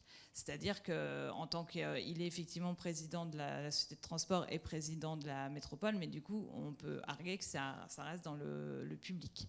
Mais je ne connais pas du tout le dossier. Mais a priori, c'est le principe d'une SEM, quoi. Donc, Mais à quoi sert une DSP si c'est la même personne qui négocie, il change de place sur le bureau à chaque fois qu'il parle, et mais il n'est pas tout seul. Et qu'il n'y a qu'un seul postulant qui est la SEM. Ça sert. Alors, est-ce qu'il y avait un seul postulant? Oui, apparemment. Oui. Seul. Bon, en même temps, je dis ça, mais à Rennes, c'est pareil sur les parkings. Vous avez à chaque fois qu'il y a un appel d'offres, il n'y a que Citédia qui est la SEM aussi, où le vice-président, c'est Sébastien Semril qui est en charge, pour le coup, de la culture à Rennes, parce qu'il gère toutes les salles de spectacle. Franchement, je ne voudrais pas m'en... Après, c'est vrai que bon, s'ils sont les seuls à postuler, ça pose question. Mais normalement, le fait qu'ils soient actionnaires majoritaires de la SEM, c'est justement pour garantir les intérêts de l'administration publique. Donc, c'est censé être vertueux. Après, il peut toujours y avoir des dérives, évidemment, il faut creuser. Et je vous dis, il y a un article de Médiacité sur le sujet, mais je ne l'ai pas lu. Il y avait une question devant, puis après on reviendra derrière. Au premier rang. Moi, je vais commencer mon intervention par 3 lettres. PPP. Partenariat public-privé. Bon, je suis un ancien hospitalier, donc je me suis beaucoup effectivement intéressé à ce qui nous a été fortement incité par le ministère de la Santé, et donc qui a donné les 2 résultats que vous avez évoqués, effectivement, l'hôpital sud francilien et puis la cité sanitaire de Saint-Nazaire. Bon, je crois qu'en la matière, l'État a poussé au crime sur le sujet, puisque nous étions, je parle de ça, des années 2005 environ, poussés fortement lorsqu'on avait des grosses opérations à sortir en PPP, et c'était quelque chose où si on ne le faisait pas, à la limite, on était nul, on n'avait rien compris au film. On s'aperçoit qu'avec ces 2 exemples, 10 ans après, ben, c'est un loupé total, mais l'État quand même a de grosses responsabilités en la matière. Et c'est intéressant, votre travail sur ce qui se passe à Saint-Nazaire m'intéresserait beaucoup sur le sujet. Bon. Et je finirai mon intervention toujours sur PPP. Et ce que l'on disait dans le milieu bien informé sur le sujet, on disait PPP, ça veut dire profit pour le privé, perte pour le public. Voilà. C'était un commentaire, donc. Alors, il y avait une question derrière à monsieur. Simplement, monsieur qui venait de prendre la parole, si vous pouvez me donner vos coordonnées avant de partir. Voilà. Bonsoir. 2 remarques et une question. La commission consultative des services publics locaux, c'est un outil juridique qui permet aussi à la société civile de s'emparer par des associations représentatives des questions de gestion de services publics local, et donc de donner des avis, d'être auditeur des revues annuelles de DSP par les exploitants. Donc il y a aussi des outils existants qui permettent à la société civile de... Est-ce que vous pouvez juste nous en dire un peu plus alors C'est un dispositif juridique qui se réunit 1 fois par an, dans lequel il y a bon, évidemment il y a des élus, c'est une commission, il y en a une à Nantes, ou Nantes Métropole, dans lesquels il y a les associations représentatives de l'environnement, des associations d'usagers, la CLCV, sur le locatif. Donc c'est un outil, vous tapez, c'est dans le code des collectivités territoriales, c'est une obligation que d'avoir cette commission. Alors après, elle est plus ou moins vivante, ça c'est et son ordre du jour est plus ou moins... et elle est plus ou moins écoutée. Écoutée, exactement. Mais elle doit donner notamment des avis sur la préparation des cahiers des charges. Voilà. Donc c'est un petit levier, mais je veux dire, il y a aussi des outils à notre disposition, il faut qu'on s'en empare. Ça, c'était un petit commentaire. Moi, ce qui m'intéresse, c'est un peu l'expérience comparée. C'est-à-dire, on parle beaucoup de l'exemple français. Est-ce que c'est un travers français, ce que vous exposez? Est-ce qu'en Europe, on vit un petit peu les mêmes situations de délégation de services publics à des entreprises privées? Moi, je connais un petit peu l'Amérique latine et j'ai observé les capacités financières des collectivités. C'est vrai qu'il y a des entreprises publiques locales en Amérique latine qui appartiennent à 100% aux collectivités locales et qui sont leur machine à cash. C'est comme ça qu'on finance la résilience des grandes villes et des grands équipements. Donc l'entreprise publique locale, dès lors qu'elle appartient, ou le délégataire, dès lors qu'il appartient à une collectivité, vous parliez des SEM, ça peut être aussi un levier de bonne gestion des collectivités. Voilà, donc c'était sur cette ouverture un petit peu à l'international que j'aurais voulu vous entendre. Et puis, dernière petite anecdote, il y a un exemple que vous n'avez pas cité dans les thématiques des DSP, c'est les salles de spectacle, même si vous avez parlé de Rennes. On a un exemple à Nantes quand même, le Zénith, qui est actuellement en instruction finale d'attribution d'une délégation, et parmi les 3 candidats, il y en a un qui est très connu dans le spectacle, c'est la FIMALAC, c'est Marc Ladrette, donc qui est accessoirement l'employeur de Madame Fillon, mais qui est bien connu dans l'univers du spectacle. Ce que je veux dire, on trouve aussi des espèces de saugrenus qui arrivent dans l'univers de la gestion des DSP, parce qu'il y a de l'argent à faire, et à qui profite le deal. Il y a aussi des cas concrets qui répondent à votre question. Merci en tout cas pour l'éclairage international. Oui, alors moi je ne me suis pas penchée sur l'international. Par contre, par exemple, sur les bails amphithéotiques, ce qu'on m'a dit récemment, c'est Force Ouvrière qui m'a dit ça récemment, c'est que eux, mais j'ai pas encore vérifié, ils disaient qu'ils étaient allés voir en Angleterre et qu'ils me disent qu'il y a une 60aine d'hôpitaux anglais qui ont été construits sur le modèle du bail amphithéotique et qui aujourd'hui ont fait faillite, mais j'ai pas vérifié. Et par contre, sur ce sujet-là, il y a la Cour des comptes européenne qui a sorti un rapport en avril et sur justement les partenariats publics-privés et ses conclusions.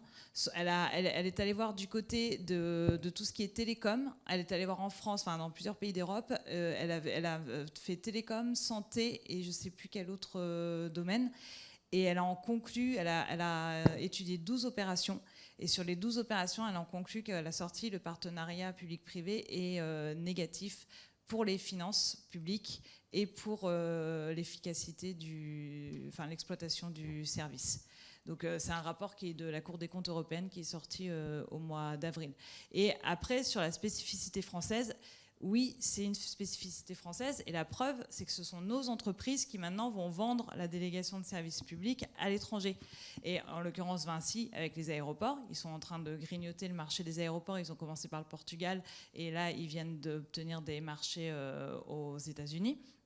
Et Veolia qui est en train de perdre un peu la main en France, enfin qui perd pas, qui a priori lâche un peu du lest sur les réseaux français et qui est en train d'exporter le principe de la gestion de l'eau ailleurs dans le monde. Et sur l'eau, c'est vraiment particulier, c'est-à-dire qu'il y a encore beaucoup de pays dans le monde pour qui faire payer l'eau, c'est un concept difficile à appréhender, mais ils arrivent à commencer à leur faire comprendre que c'est dans leur intérêt. Et en l'occurrence, sur l'eau, on a vraiment une spécificité française, c'est que les deux gros mastodontes mondiaux sont des entreprises qui ont été créées en France, qui ont fait toute leur expérience en France et qui vraiment maintenant exportent leur savoir-faire. Et elles ont un vrai savoir-faire.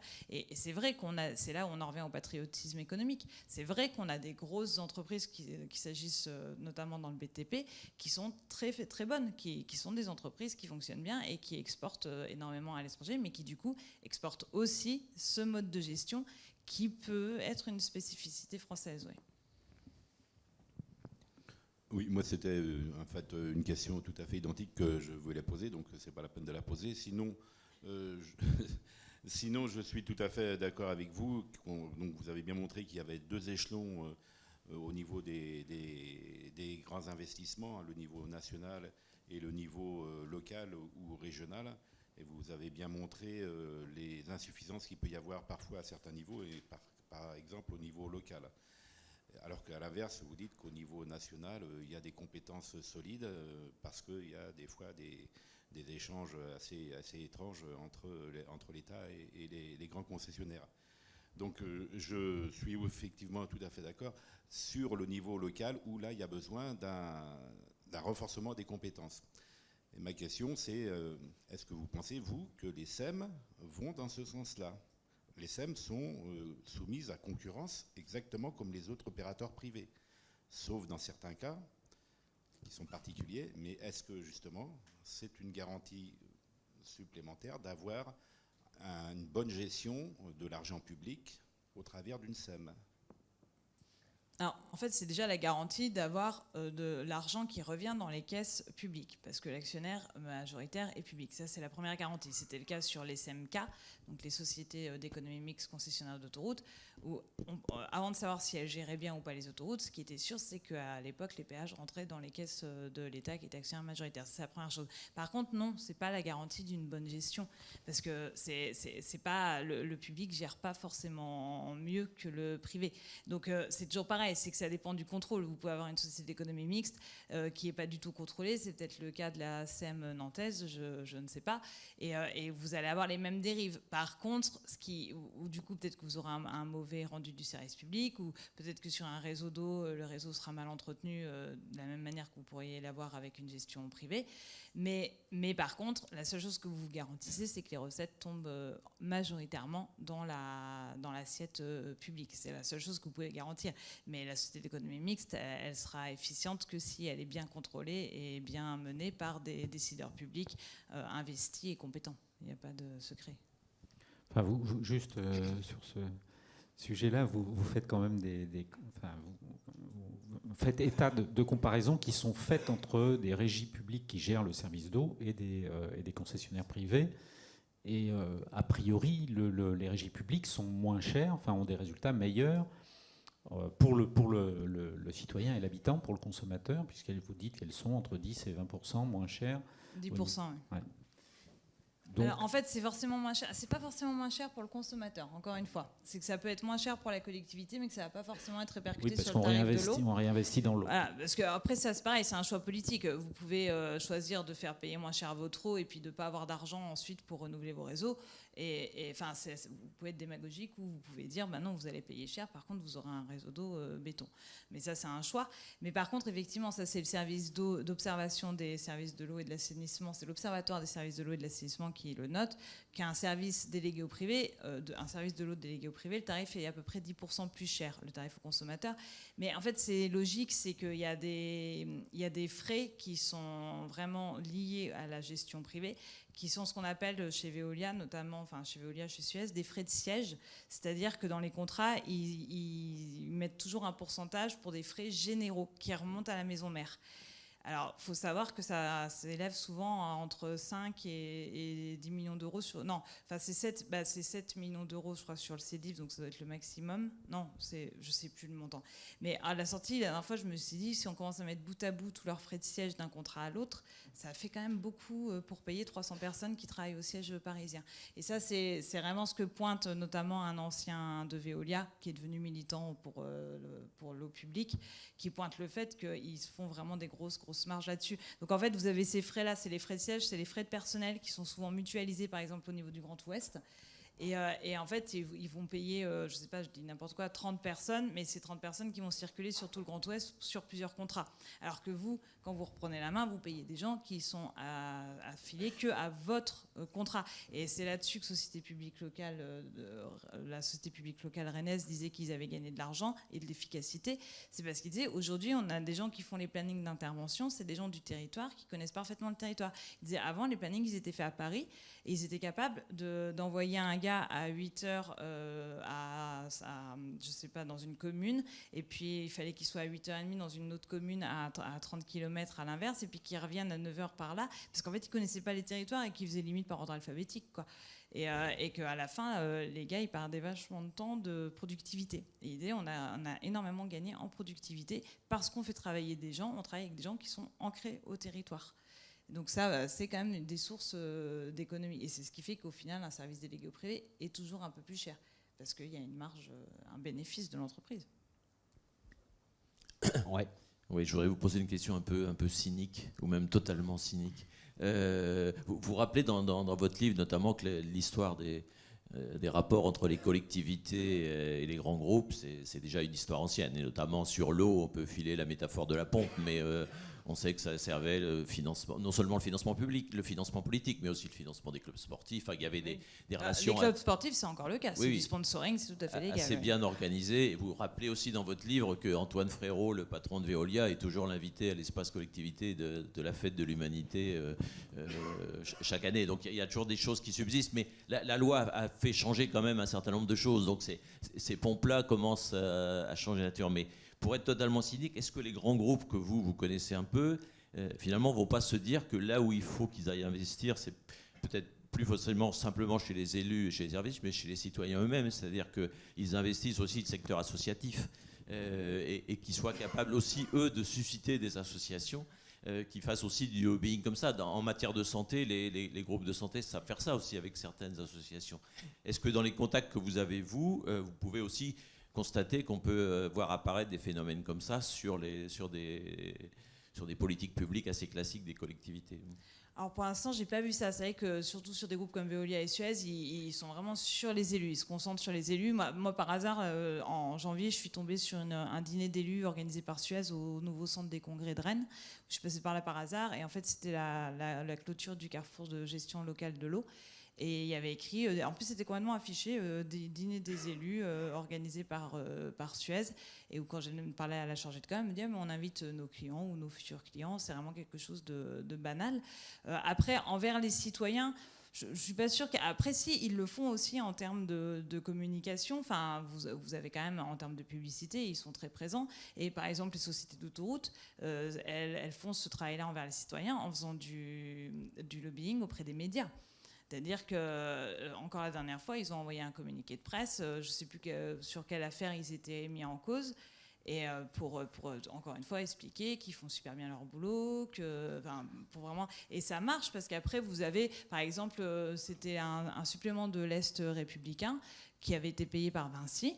Et vous aviez 10 pages pour expliquer comment Vinci travaille sur ses autoroutes, comment ils prennent en compte l'environnement. Parce qu'en fait, souvent, ils font bien leur travail quand même majoritairement. On ne peut pas les attaquer là-dessus. Moi, je m'intéresse vraiment à l'aspect financier, mais il y a peu de cas où ça arrive. Par exemple, à Nîmes, là, vous avez 52% de rendement sur le réseau d'eau. Sur l'eau, ça arrive plus souvent. Mais quand même, globalement, ils font souvent bien leur travail. Et du coup, après, ils touchent le citoyen comme ça, en payant des suppléments dans la presse quotidienne régionale pour expliquer comment ils font bien leur travail. Et j'ai vu encore récemment... voilà, il y a un mois, c'était Suez j'ai vu passer ça sur Twitter, Facebook, et c'était sur ouestfrance.fr. C'était les métiers de l'environnement pendant une semaine. Et en fait, chaque jour, dans les pages d'Ouest France, on vous présentait un salarié qui travaillait pour Suez et on vous expliquait ce qu'il faisait comme travail, etc. C'est de la pub, déguisée, et c'est comme ça qu'ils touchent les citoyens. Ah, il y avait une question encore.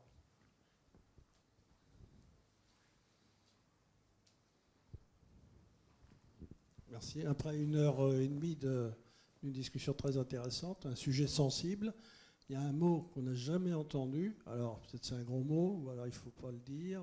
C'est corruption. Oui, alors j'en parle dans mon livre. Moi, je parle effectivement de toutes les affaires des années 80-90, comme vous disiez, qui ont servi, où les grandes entreprises servaient de pompe à fric pour les partis politiques.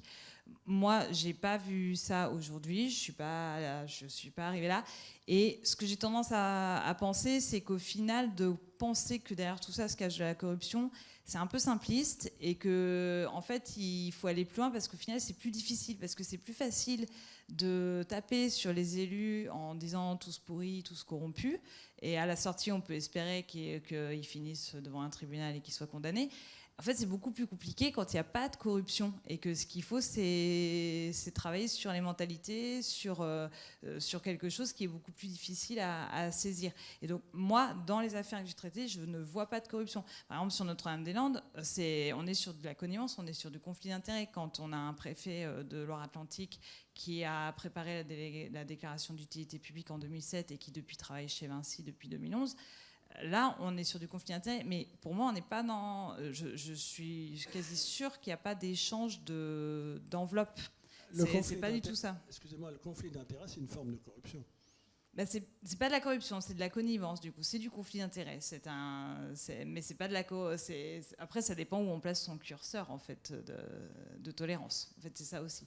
Mais moi, en tout cas, pour l'instant, je n'ai pas d'informations comme quoi, aujourd'hui, il y a encore des enveloppes qui circulent sur des marchés publics.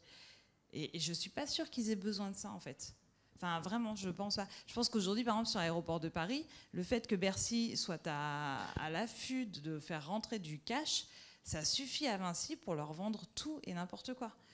Juste le fait qu'ils aient besoin de cash. Je ne pense pas qu'ils aient besoin de faire glisser des enveloppes, quoi.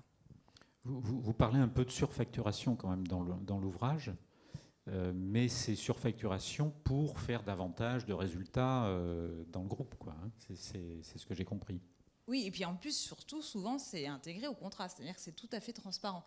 C'est ce qu'a fait Cuparc à Béthune. C'est le fait qu'ils écrivent dans le contrat qu'ils attendent 2 fois plus de recettes que ce qui est normal, sauf que la collectivité n'est pas capable de lire ce qu'elle a sous les yeux.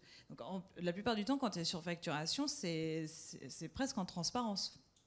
Enfin, et il y a surfacturation aussi sur les travaux, parce qu'on n'a pas parlé de ça, sur la concurrence. Oui, oui. Et en fait, par exemple, sur les autoroutes, il y a très peu l'autre problème sur les autoroutes et de manière générale sur ces marchés-là, c'est qu'en fait, ces entreprises-là, une fois qu'elles ont les marchés, elles font travailler leurs filiales pour faire les travaux.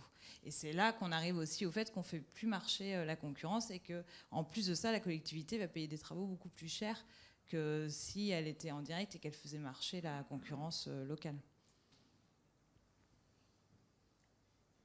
Avons-nous épuisé le stock de questions?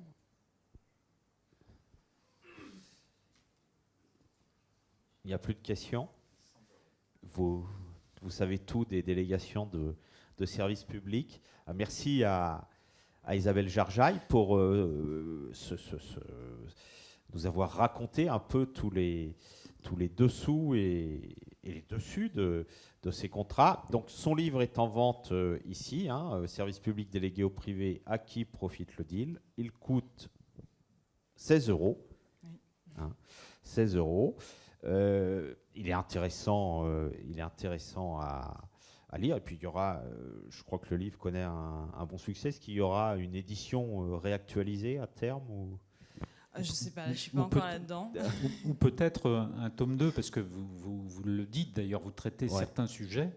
Il y en a d'autres que vous ne traitez pas, notamment vous avez parlé de la question de la santé. Enfin, il y a sans doute d'autres sujets que vous pouvez aussi creuser. Oui, oui. Non, là, je vais essayer déjà de travailler pour la presse et aussi pour gagner un peu d'argent quand même, parce que c'est pas d'écrire un livre qui fait vivre. Et donc, je vais d'abord travailler pour la presse sur tous ces sujets-là et sur d'autres. Et ensuite, effectivement, je pense que s'il y a un deuxième livre, ce sera plutôt sur la santé, sur le privé dans la santé.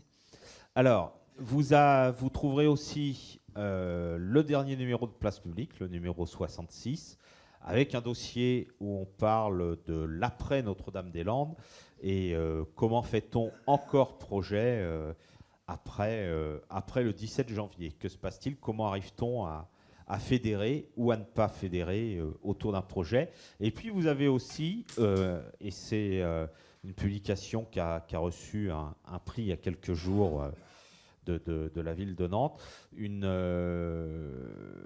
notre supplément Carrière de Misérie, 500 ans d'histoire nantaise, qui est aussi disponible, édité avec la Société des sciences naturelles de l'Ouest de la France. Bonnes vacances, même si c'est encore un peu tôt, mais on se retrouve donc le lundi 24 septembre. Vous pouvez noter la date pour les personnes intéressées.